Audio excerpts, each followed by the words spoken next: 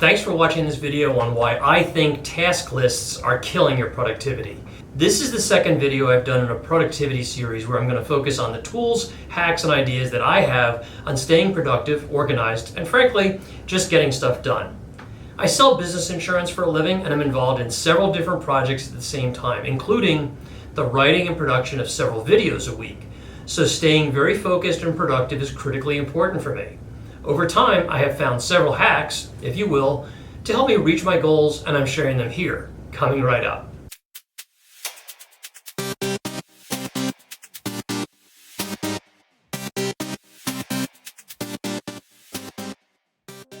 Before I begin, can I ask you to do me a favor and hit that thumbs up button so that the YouTube gods see this content as valuable and help my channel grow? Thanks. So if you're like me, you want to get the most out of your day.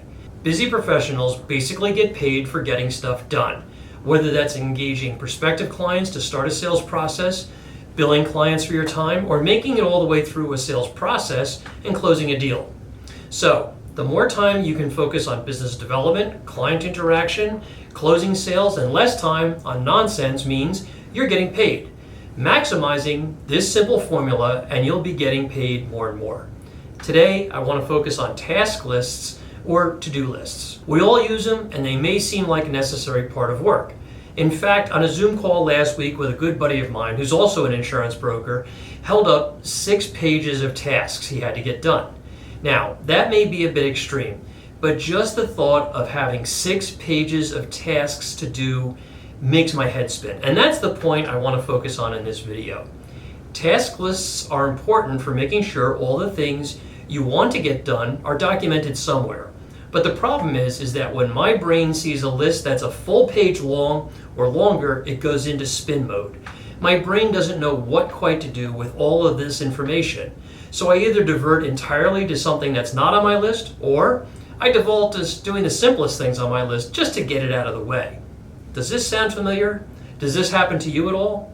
Well, the simplest tasks are probably not the money tasks. These are not the tasks that you're getting paid the most money for. In fact, the simplest tasks are probably neither urgent or important. They're probably non-urgent and low on the scale of importance. In fact, they probably could be delegated to someone else on your team, if you have a team. And I'll speak more about that in another video. So, what's the answer? For me, that means creating a master task list as part of my weekly planning process, which is conducted Friday afternoon or early on Monday morning. I'll gather all the scraps of paper, post-it notes, legal pads on my desk, and my journal, and everything I've written to myself over the past week, and I put them all down on one fresh sheet of paper. Then I prioritize them, 1, 2, or 3. 1 is the most important task that needs to get done as soon as possible. Tasks that earn a number 1 are either very important to me, or they're part of a process for my team to get something done. Tasks of the second highest priorities are important and somewhat less urgent, and number 3 tasks are somewhere in the middle zone of important and urgent. If there are any tasks that are not really important or urgent, then I try to delegate them immediately to someone else on my team better suited to handle these things. Now you may be saying, okay, you've prioritized all your tasks, but you still have a full sheet of paper. What do you do with them? What's the point? Well, the next step may seem like a waste of time, but stick with me here. The next step is for me to enter all of those tasks and their priorities into my master task list in a program called Notion. And I'll cover what this program can do, but if you Google Notion, you can download a free copy of it, and you'll be amazed at what it can do. The task list in Notion is my guide for the rest of the week.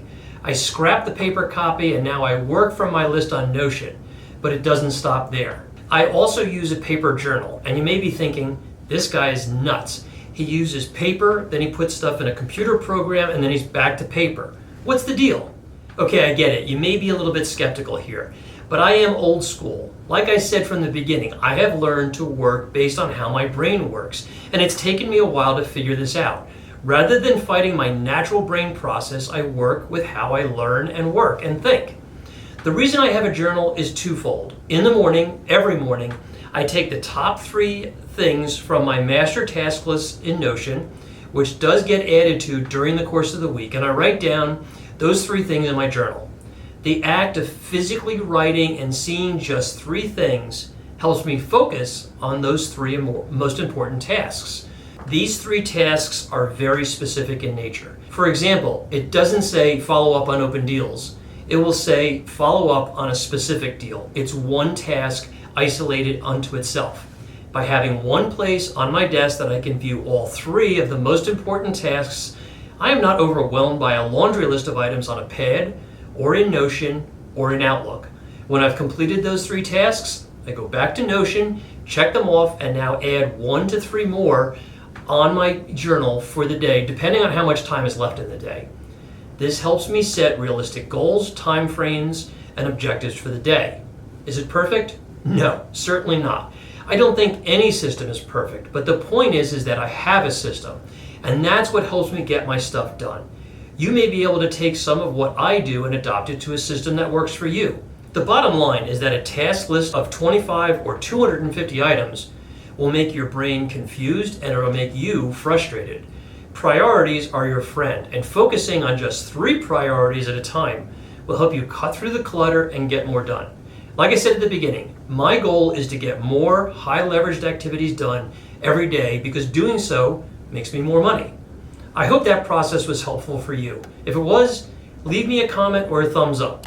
Want to learn more? Subscribe, as I'll be doing more productivity hacks in the weeks ahead. Thanks for watching.